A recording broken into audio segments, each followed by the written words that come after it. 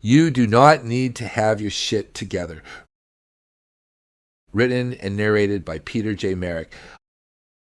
I often call myself old fart. Most people think I am making fun of getting older, and they are right. What they do not hear is the lesson hidden inside the joke. The older I get, the less certain I become. And when I was younger, I thought wisdom meant having answers. I believed that if I worked hard enough, read enough books, and gained enough experience, one day life would finally make complete sense. Looking back, that was one more thing life quietly taught me to let go of. After 57 years at what I affectionately call the University of Hard Knocks, I have discovered something I never expected. The longer I live, the less I think I know. Oddly enough, that has become one of the greatest freedoms of my life. Perhaps many of us quietly believe that life begins when we finally have everything together. We tell ourselves that once we are more confident, healthier, wealthier, wiser, or happier, then we will finally begin living. Meanwhile, life keeps moving without asking whether we feel ready. Maybe that is because life has never asked us to have our shit together. Maybe it has simply been asking us to show up. Think about the moments that changed your life. Most of them probably arrived before you felt prepared. You took the job, boarded the airplane, fell in love, started the business, or had the difficult conversation long before you knew how the story would end. Understanding usually came later. Participation came first. Perhaps that is how life has always worked. We spend a surprising amount of time preparing to live. We prepare for retirement, prepare for success, prepare for happiness, and prepare for someday. While we are busy preparing, today's sunrise quietly comes and goes without asking whether we noticed it. Maybe that is why so many people wonder where the years went.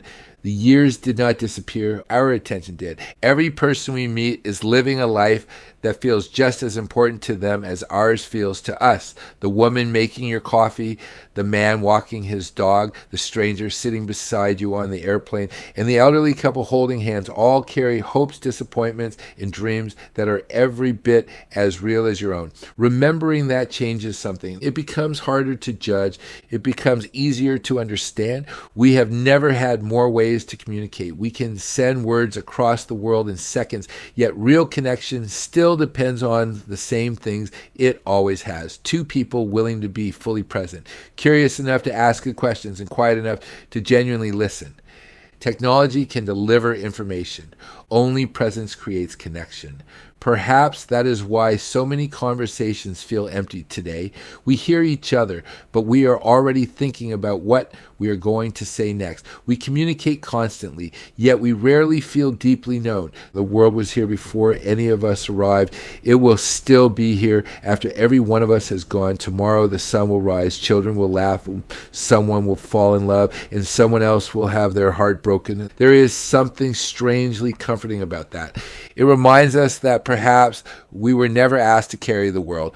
Perhaps we were simply invited to participate in it. Sometimes it is worth asking a different question. Whether someone believes in God or simply believes that one day they must answer to their own conscience. Perhaps the question is not, why weren't you more like someone else? Perhaps the question is much quieter. Did you fully become the person only you could become? Not richer, not more famous, not more admired, simply more yourself. Comparison quietly steals something from every one of us. It convinces us that someone else's path matters more than our own. Meanwhile, the only life we will ever actually experience is the one unfolding behind our own eyes. Maybe that is why attention is one of life's greatest gifts. Where our attention goes, our life quietly follows. If our attention is always somewhere else, we quietly miss the only place life has ever actually happened, right here. Right now, this conversation, this sunrise, this cup of coffee, this walk, this laugh in this moment. Looking back, I no longer think a meaningful life belongs to the people who finally figured everything out. I think it belongs to the people who kept showing up while they were still figuring it out. They loved before they felt secure, forgave before they felt ready, and took the trip before they knew where it would lead. One day, this old fart will no longer be here. The tide will still come in. Airplanes will still leave the runway. And somewhere, two strangers will meet and quietly fall in love. Oddly enough, I no longer find that thought sad. I find it beautiful. It reminds me that perhaps life never asked any of us to become perfect. Perhaps it never even asked us to become extraordinary. Perhaps it simply asked us to become fully ourselves. Peter J. Merrick, A.K.A. Old Fart, still becoming, still learning, still laughing at himself, and finally realizing that life never asked any of us to have it all together. It simply asked us to show up.